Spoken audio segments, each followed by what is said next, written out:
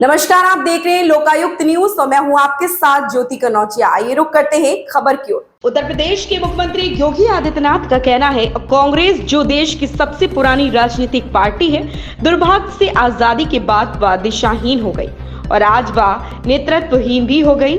दिशाहीनता का ही दुष्परिणाम है कि कांग्रेस पार्टी के कई नेता लगातार भारत की सभ्यता और संस्कृति को कोसने, अपमानित करने और हर तरह से सनातन को बदनाम करने का प्रयास किया गया।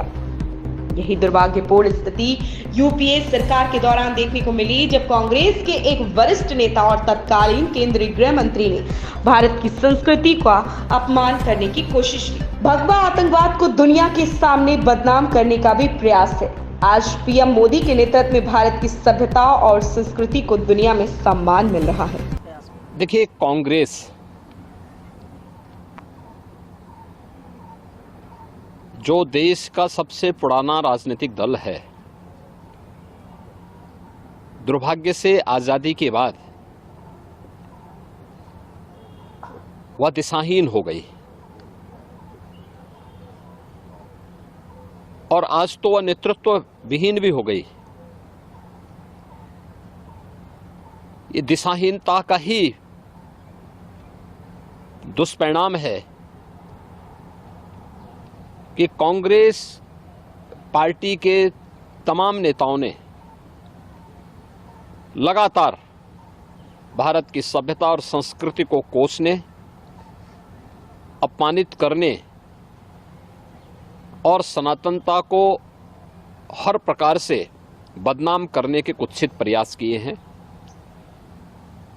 यूपीए सरकार के समय यही दुर्भाग्यपूर्ण स्थिति देखने को मिली थी, जब कांग्रेस के एक वरिष्ठ नेता ने और उस समय के केंद्रीय गृह मंत्री ने भगवा आतंकवाद के नाम पर भारत की सनातन संस्कृति को अपमानित करने का प्रयास किया था और दुनिया के सामने बदनाम करने का भी कुत्सित चेष्टा की थी।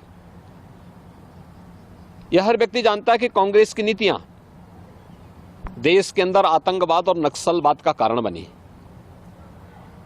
और आज मोदी जी के नेतृत्व में न केवल आतंकवाद और नक्सलवाद की समस्या का समाधान हुआ है, बल्कि देश के अंदर चाहे वह जम्मू कश्मीर का उग्रवाद हो, वहाँ का आतंकवाद हो, चाहे वह पूर्वोत्तर के अराजकता हो, चाहे देश के विभिन्न राज्यों में यूपीए सरकार के समय जो नक्सलवाद था, लगभग 17 राज्यों में 115 से 120 जनपद ऐसे थे जो नक्सली हिंसा से बुरी तरह चपेट में थे।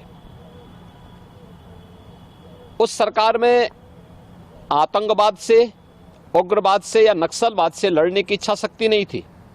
यही कारण था कि देश में अराजकता थी, अव्यवस्था थी। पिछले 10 वर्ष में देश के अंदर सुरक्षा का एक बेहतर माहौल बना है।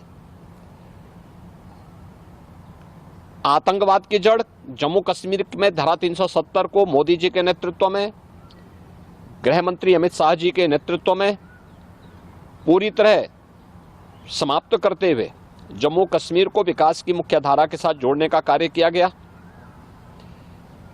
पूर्वोत्तर के राज्यों का जो उग्रवाद था, जो अराजकता थी, उसको कंट्रोल करके उन्हें राष्ट्र की मुख्य धारा के साथ जोड़ने में सफलता प्राप्त हुई। नक्सलवाद जो यूपीए सरकार के समय 120 के आसपास जनपदों में फैले हुए थे, 17 राज्यों में, आज उसको नियंत्रित करते हुए देश के एक आध राज्य में 2-3 जनपदों तक मात्र सीमित होकर के रह गया है और हमारा विश्वास है कि बहुत शीघ्र यहां से भी नक्सलवाद का अंत होगा। कांग्रेस की सरकार भारत की सनातन सभ्यता और संस्कृति को अपमानित करती थी, उसको बदनाम करती थी।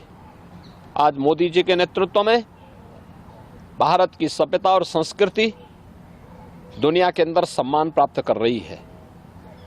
भारत का गौरव पुनर्स्थापित हुआ है और यह अवसर कभी कभी आता है। यही कारण है कि महाराष्ट्र की राष्ट्रवादी जनता आज मोदी जी के साथ उनके नेतृत्व में उन्हें तीसरा कार्यकाल देने के लिए पूरी तरह प्रतिबद्ध दिखाई देता है। और हमें विश्वास है कि जो कांग्रेस उन्हें बदनाम करने, उनके हिस्से पर सेंधमारी करने, उन्हें जाति खेमों में बांटने का कुत्सित प्रयास करके देश की सुरक्षा के साथ खिलवाड़ कर रही थी, उस कांग्रेस को पूरी तरह दरकिनार करते हुए देश की जनता आज मोदी जी के नेतृत्व में फिर एक बार मोदी सरकार के संकल्प के साथ जुड़ रही है। और हम विश्वास के साथ कह सकते हैं कि 4 जून को जब 2024 के लोकसभा चुनाव के परिणाम सामने आएंगे तो प्रचंड बहुमत के साथ मोदी जी फिर से देश के प्रधानमंत्री बनेंगे और उनका तीसरा कार्यकाल भारत की समृद्धि, भारत की सुरक्षा और भारत को आत्मनिर्भर भारत और विकसित भारत बनाने की दिशा से एक मील का पत्थर साबित होगा और मुझे लगता है हर भारतवासी के लिए गौरव का क्षण होगा। सर हम कह सकते हैं इस खबर में बस इतना ही। बने रहें लोकायुक्त न्यूज के साथ।